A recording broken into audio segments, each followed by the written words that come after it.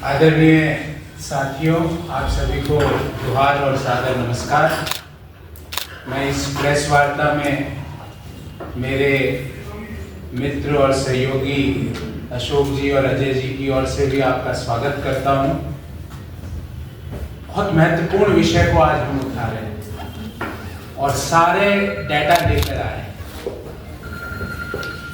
विषय हमारे मैनिफेस्टो से भी संबंधित है और विषय पिछले 5 साल में जो कुशासन और भ्रष्टाचार का रिकॉर्ड बनाया गया है उससे भी संबंधित है। अगर आप पूछें कि विषय 2 पंक्तियों में क्या है, तो हेमंत सरकार में कुप्रबंधन, कुशासन और भ्रष्टाचार की भेंट चढ़ा, अन्नदाताओं का मान और महिलाओं का सम्मान।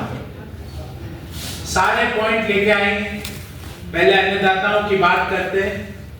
झारखंड में भी देश के अन्य भागों की तरह अन्नदाता किसान अपनी मेहनत से अन्न उत्पन्न करता है, अपने परिवार का और हम सबका पेट भरता है। हुआ ये कि 21-22, 22-23 और 23-24 3 वित्तीय वर्षों में सूखा पड़ा, आपको ज्ञात है। पर हेमंत सोरेन सरकार ने क्रॉप इंश्योरेंस नहीं लिया क्योंकि सूखा पड़ा था, ताकि जो इंश्योरेंस कंपनियां हैं उनको कंपनसेशन नहीं देना पड़े। और जब मौजूदा वर्ष में अच्छी बारिश हुई है, इस साल क्रॉप इंश्योरेंस लिया है। सूखा पड़े तो किसानों को प्रीमियम कंपनसेशन नहीं मिले, इसके लिए क्रॉप इंश्योरेंस ही नहीं लिया। और मौजूदा वित्तीय वर्ष में जब अच्छी बारिश हुई है तो क्रॉप इंश्योरेंस लिया है। हेमंत जी, आपका और इन इंश्योरेंस कंपनियों का क्या रिश्ता है? ये आप किसके मुख्यमंत्री हो? झारखंड के किसानों के मुख्यमंत्री हो या इन क्रॉप इंश्योरेंस कंपनियों को मुनाफा पहुंचाने वाले समूह के मुख्यमंत्री हो? ऐसा क्या है कि जब सूखा पड़े, जबकि होना उल्टा चाहिए, सूखा पड़े तो क्रॉप इंश्योरेंस लो ताकि अन्नदाताओं को कंपनसेशन मिले, पर इन्होंने सूखे में इंश्योरेंस नहीं लिया, सूखे में छोड़ दिया, इंश्योरेंस नहीं लिया झारखंड के किसान। दूसरा मुद्दा, आपको ध्यान होगा कि मुख्यमंत्री कृषि आशीर्वाद योजना पूर्व की भारतीय जनता पार्टी की सरकार में चलती, हर किसान को 5,000 रुपए प्रति एकड़ मिलता था प्रति वर्ष। हेमंत जी जैसे ही सत्ता में आए, सबसे पहला काम किया, ये 5,000 रुपए प्रति एकड़ मुख्यमंत्री कृषि आशीर्वाद योजना को बंद कर दो। 5 साल बंद कर दी और दूसरी योजना चलाई, उसका भी लेखा जोखा लेके आए। हमने मुख्यमंत्री कृषि आशीर्वाद योजना में 800 करोड़ रुपए में 16 लाख किसानों को 5,000 रुपए प्रति एकड़ दिए। हेमंत जी ने क्या किया? प्रति वर्ष 2300 करोड़ रुपया खर्च करके मात्र 6 लाख किसानों को फायदा पहुंचाया। हमने 800 करोड़ में 14 लाख किसानों को, इन्होंने 2300 करोड़ रुपया खर्च करके मात्र 6 लाख किसानों को फायदा पहुंचाया। अगर वो 800 करोड़ वाली योजना प्रतिवर्ष चलती तो 5 साल में कितने खर्च होते? 800 करोड़ इंटू 5, 4,000 करोड़। 4,000 करोड़ में झारखंड के हर किसान को प्रति वर्ष 5,000 रुपए प्रति एकड़ सरकार की ओर से मिलते। पर हेमंत जी को पसंद नहीं आया, उनको लगा किसानों को पैसा कैसे चलेगा, पैसा तो कुछ नेताओं के घरों में ही रहना चाहिए, उनके पीए के घरों में ही रहना चाहिए, तो उन्होंने इस योजना को भी बंद कर दी। हमने अपने मैनिफेस्टो में इस चीज का उल्लेख किया है कि मुख्यमंत्री कृषि आशीर्वाद योजना, जिसके तहत झारखंड के हर किसान को 5,000 रुपए प्रति एकड़ प्रति वर्ष मिलेंगे, उसको तुरंत लागू किया जाएगा। ये हमने मैनिफेस्टो में घोषणा भी की। हमने क्या किया? हमने प्रयास किया कि घर की मालकिन झारखंड की महिला बने, ताकि 1 रुपए में अगर घर की 50 लाख से कम और 50 लाख से कम मूल्य के झारखंड के लगभग 95% से ज्यादा घर होंगे। तो लगभग संपूर्ण झारखंड में हमने प्रयास किया कि घर की मालकिन घर की महिला बने, क्योंकि 1 रुपए में रजिस्ट्री कराने का काम की व्यवस्था हमारी सरकार ने की थी। हेमंत जी आए, हेमंत जी को लगा अरे महिलाओं को कैसे मालकिन बना सकते हैं, हमें तो मालिक किसी और को बनाना है। उन्होंने इस योजना को भी बंद किया।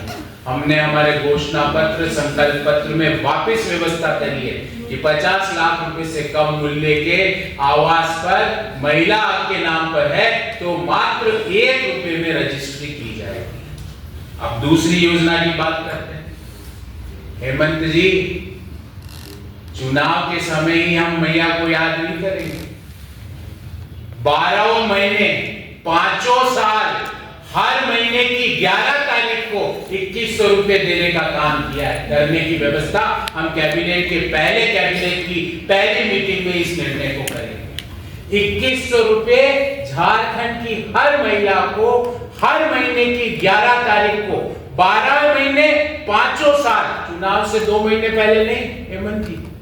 और वो भी कैसे व्यवस्था की है अगर आपको बताऊं, क्योंकि मैंने सारे झारखंड के बजट डॉक्यूमेंट छान मारे तो पता लगा विधवा पेंशन बंद करो, उनको अभी पेंशन नहीं मिल रही, आप पूछ लीजिए। दिव्यांग पेंशन बंद करो,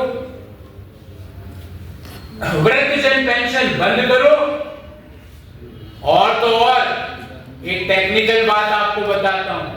एक पीएल होता है पर्सनल लेजर डीडीओ का, उस पर्सनल लेजर में डीडीओ में जितना पैसा था सब हेमंत सरकार ने मंगा लिया, अर्थात सरकार की सारी योजनाओं के लिए कुछ पैसा नहीं बचा है।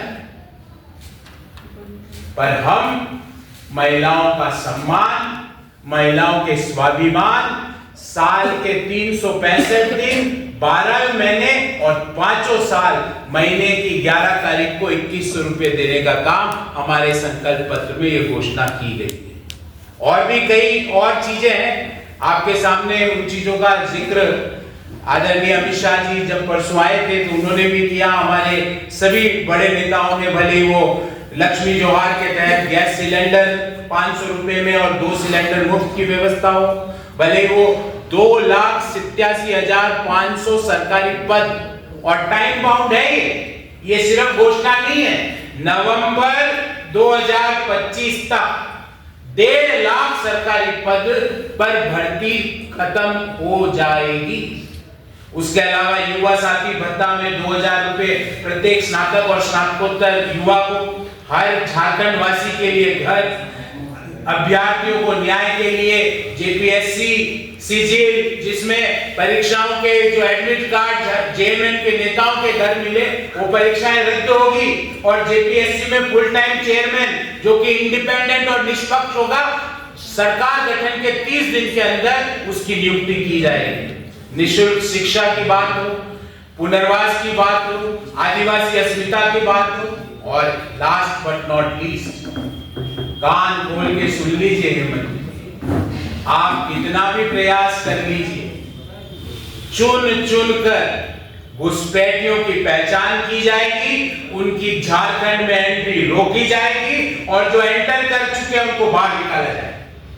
कोई भी घुसपैठी आदिवासी समाज का हक नहीं खा सकता, भले वो कितने भी प्रयास कर ले, षड्यंत्र रच ले।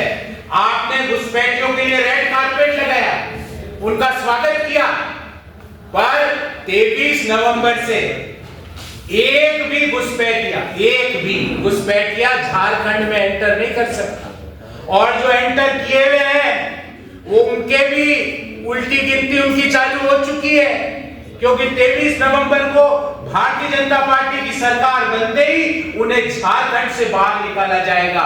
आदिवासी समाज के साथ जो उन्होंने मजाक किया, जो उनके प्रॉपर्टी को हथियाने का काम किया, वो सब बंद कराया जाएगा।